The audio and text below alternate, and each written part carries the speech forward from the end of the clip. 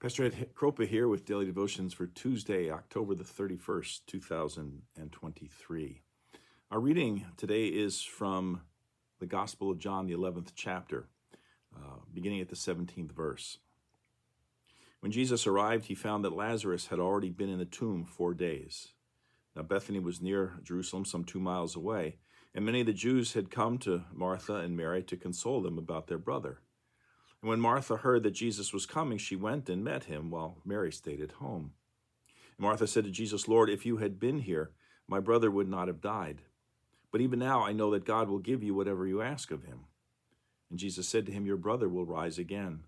And Martha said to him, "I know that he will rise again in the resurrection on the last day." And Jesus said to her, "I am the resurrection and the life. Those who believe in me, even though they die, will live. And everyone who lives and believes in me will never die. Do you believe this?" And she said to him, "Yes, Lord, I believe that you are the Messiah, the Son of God, the one coming into the world." And when she had said this, she went back and called her sister Mary and told her privately, "The teacher is here and is calling for you." And when she heard it, she got up quickly and went to him. Now, Jesus had not yet come to the village, but was still at the place where Martha had met him. And the Jews who were with her in the house, consoling her, saw Mary get up quickly and go out, and they followed her, because they thought that she was going to the tomb to weep there.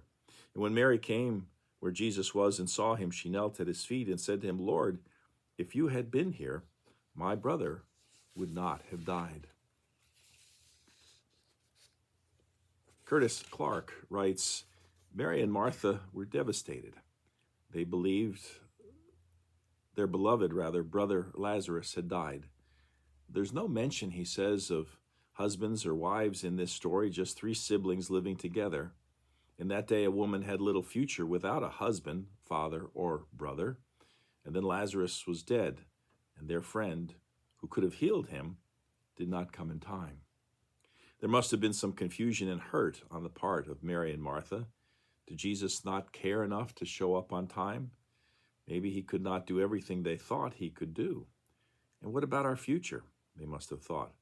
And then Jesus showed up, too late to change the situation. Lazarus had already been dead for 3 days.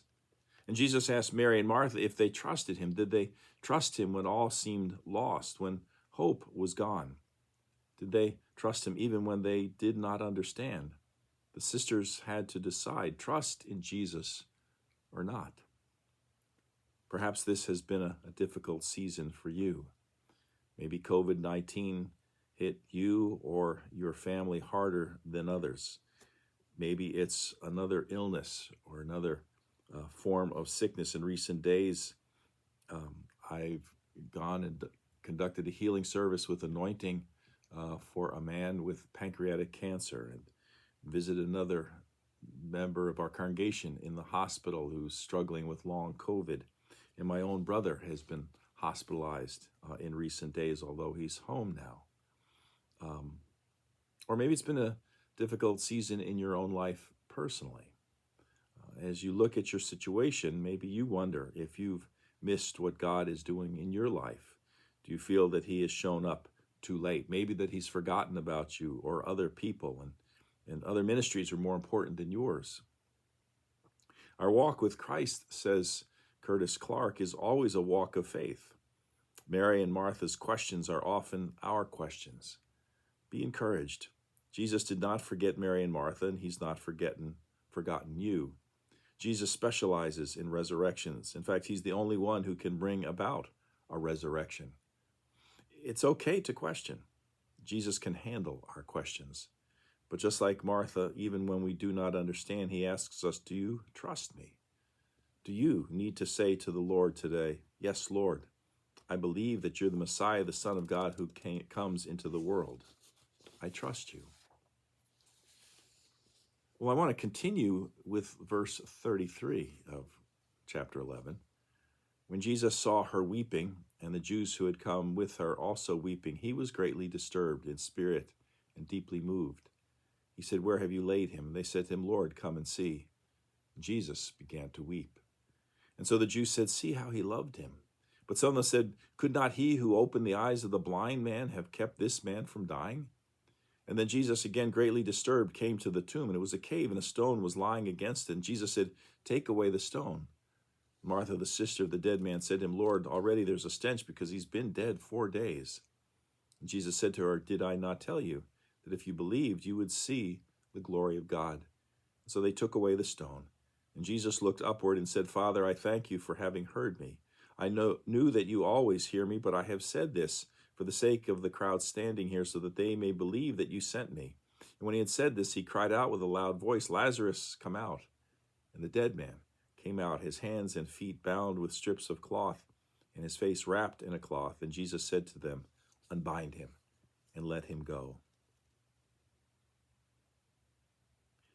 Jesus has not forgotten you or me, any of us. He hears our questions. He weeps with us in our pain and struggles. But as was pointed out, he also specializes in resurrections and new life. And most of all, he gives us the strength to endure and comforts us in our sorrows. Well, I've said that these Tuesday devotions are going to be about generosity. And you may be wondering, well, what does this have to do with generosity?